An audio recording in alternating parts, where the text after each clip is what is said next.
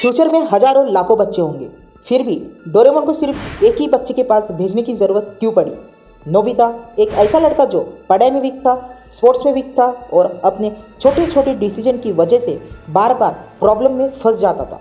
लेकिन सोचो, अगर फ्यूचर की दुनिया में इतनी एडवांस टेक्नोलॉजी थी तो शिवांशी ने डोरेमोन को किसी और के पास क्यों नहीं भेजा?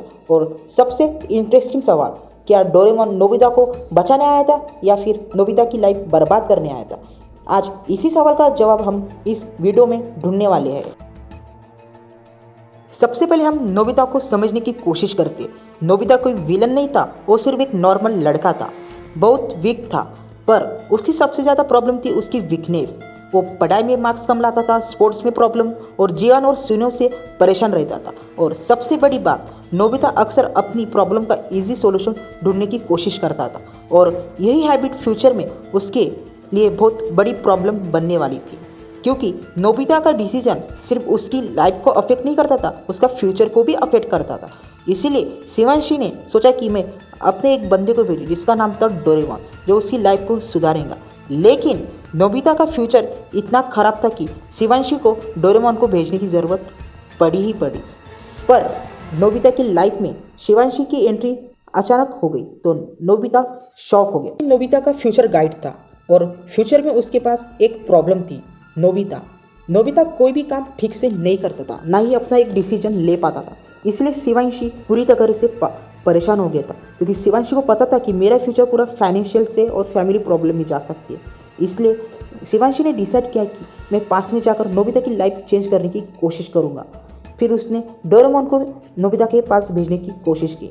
लेकिन एक यहाँ पे एक पॉइंट आता है कि डोरेमोन को नोबिता का सिंपल और सक्सेसफुल बनाने के लिए नहीं भेजा गया था। उसका मेन पर्पस ये था कि नोबिता के पास जाए और उसको सही तरीके से डिसीजन दे और उसके गैजेट से उसकी मदद ले। पर अपना नोबिता तो गैजेट लेके फुर हो जाता और जियान और सुनियो को ही परेशान करता था, क्योंकि नोबिता का मेन पर्पस था सिर्फ जियान और सुनियो को परेशान करना, क्योंकि जियान और सुनियो बचपन से नोबिता को तंग करते थे।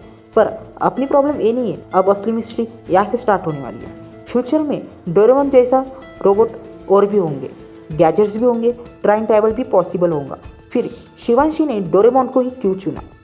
इसका एक सिंपल सा जवाब है, डोरेमोन परफेक्ट रोबोट नहीं था, वो भी खुद मिस्टेक करता था और इसी वजह से डोरेमोन नोबिता को समझ सकता था। लेकिन क्या ये सिर्फ कोइंसिडेंस था या डोरेमोन और नोबिता की मीटिंग फ्यूचर की एक प्लानिंग थी? ये इम्पोर्टेंट पार्ट नहीं है। डोरेमोन आया और सब बदल गया। डोरेमोन आने के बाद नोबिता की लाइफ सडनली परफेक्ट नहीं होगी, एक्चुअली प्रॉब्लम और भी बढ़ गई। नोबिता गैजेट्स का मिसयूज करता था, प्रॉब्लम सॉल्व करने के लिए वो गैजेट्स तो लेता था, फिर वही गैजेट से वो एक नई प्रॉब्लम क्रिएट करता था। या एक इम्पॉर्टेंट लेसन ये चुना जाता है कि डोरेमोन नोबिता की प्रॉब्लम ख़त्म करने नहीं आया था, वो नोबिता को इनडायरेक्टली अपनी प्रॉब्लम को हैंडल करने को सिखाने आया था। पर शिवांशी भी यही चाहता था कि डोरेमोन की वजह से नोबिता भी कुछ सीख सके। इसलिए नोबिता कभी मजबूत तो नहीं बना, पर डरपोक जरूर बना। अब आती है हमारी फैन थ्योरी। हो सकता है शिवांशी एक्चुअली गोल सिर्फ नोबिता की किस्मत बदलनी हो, पर शिवांशी नोबिता के पर्सनैलिटी को चेंज करना चाहता था, क्योंकि अगर नोबिता को हर प्रॉब्लम को सॉल्यूशन फ्री में मिलता तो वो एक कंजूस और एक आलसी इंसान बन सकता था। इसलिए डोरेमोन के गैजेट्स बार बार प्रॉब्लम क्रिएट करता था।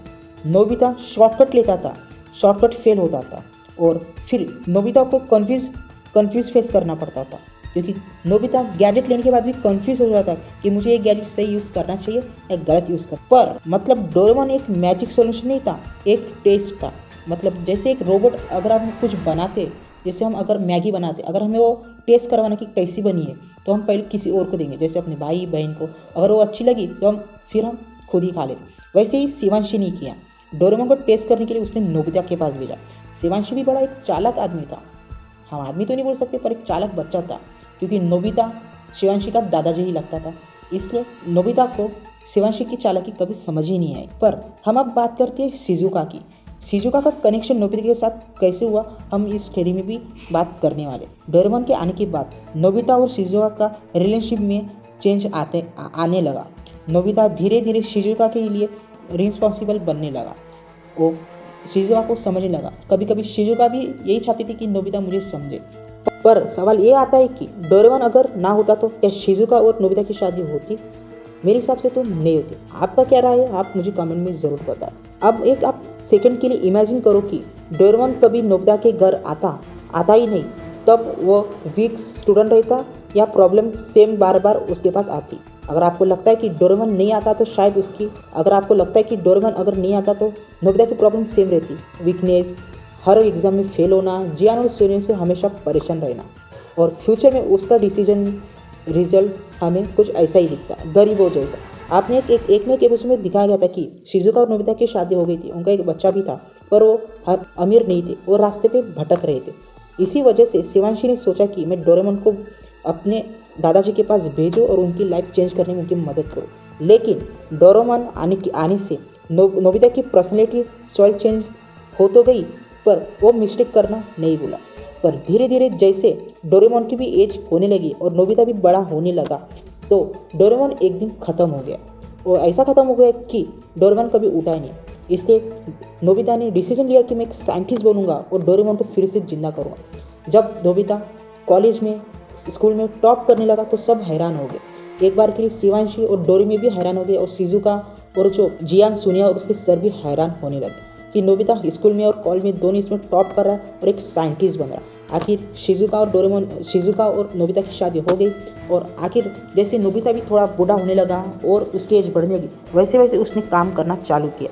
जैसे जैसे उसने काम करना चालू किया, उसने लास्ट में डोरेमोन को जिंदा कर ही दिया, अपने साइंटिस्ट पावर से और अपने पढ़ाई के दम पर। यही भी एक कहानी ख़त्म नहीं होती। इसके बाद डिज्नी वालों ने इसके बाद ये कहानी स्टार्ट जैसे की थी, उसके बाद उसने एक सस्पेंस रखा था, और अब तक वो सब सस्पेंस ऐसा रहा कि उसके बाद वो पार्ट बना ही नहीं। अगर आपको क्या लगता है कि डिज्नी वालों ने ये पार्ट चालू करना चाहिए या नहीं, अपनी आप राय कमेंट में ज़रूर बताना।